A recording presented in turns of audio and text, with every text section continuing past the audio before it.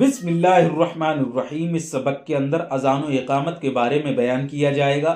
اذان و اقامت کے بارے میں کچھ سوالات بیان کیے جائیں گے اور اسی سبق کے اندر ان کے جواب بھی دیے جائیں گے۔ سوال: اذان کہنا فرض ہے یا سنت؟ جواب: فرض نمازوں کو جماعت کے ساتھ مسجد میں ادا کرنے کے لیے اذان کہنا سنت مؤکدہ ہے، مگر اس کا حکم مثل واجب کے ہے، یعنی اگر اذان نہ کہی گئی تو وہاں کے سب لوگ گناہگار ہوں گے۔ سوال: اذان کس وقت کہنی چاہیے؟ جواب: جب نماز کا وقت ہو جائے تو اذان کہنی چاہیے، وقت سے پہلے جائز نہیں۔ اگر وقت سے پہلے کہی گئی تو وقت ہونے پر لوٹائی جائے۔ سوال: فرض نمازوں کے علاوہ اور بھی کسی وقت اذان کہی جاتی ہے؟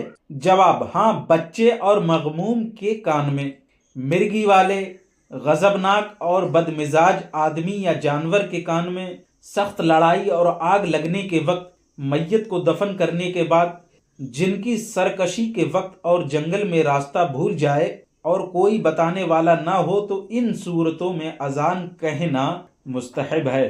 سوال: اذان کا بہتر طریقہ کیا ہے؟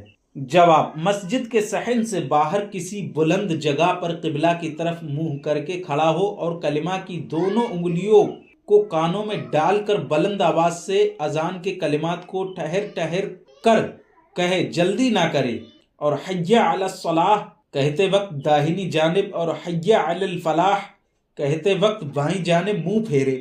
سوال: اذان کے جواب کا کیا مسئلہ ہے؟ جواب: اذان کے جواب کا مسئلہ یہ ہے کہ اذان کہنے والا جو کلمہ کہے تو سننے والا بھی وہی کلمہ کہے، مگر حی علی الصلاح اور حی علی الفلاح کے جواب میں لا حول ولا قوت الا باللہ کہے، اور بہتر یہ ہے کہ دونوں کہے، اور فجر کی اذان میں الصلاۃ خیر من النوم کے جواب میں صدقتا و بررتا و بالحق نطقتا کہے۔ سوال: خطبہ کی اذان کا جواب دینا کیسا ہے؟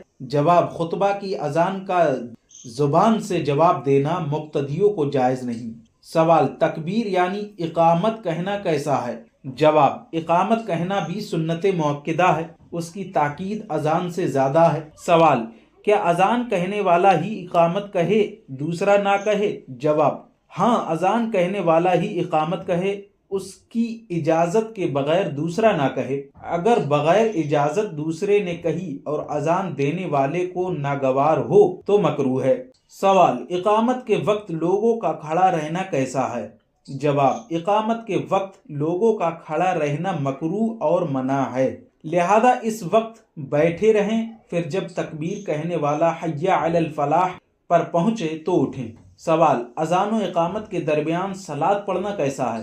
جواب: صلاۃ پڑھنا یعنی الصلاۃ والسلام علیک یا رسول اللہ کہنا جائز و مستحسن ہے۔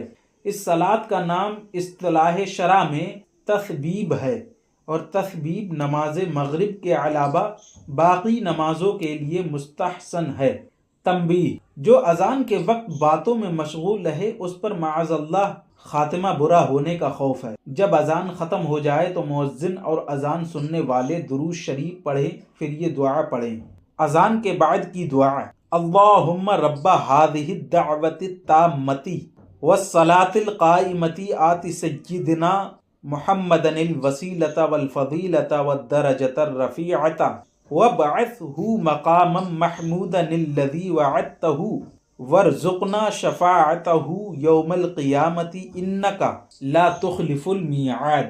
جب مؤذن اشہد ان محمد رسول اللہ کہے تو سننے والا درود شریف پڑھے، اور مستحب ہے کہ انگوٹھوں کو بوسہ دے کر آنکھوں سے لگائے اور کہے قرۃ عینی بک یا رسول اللہ، اللہم متعنی بالسمع والبصر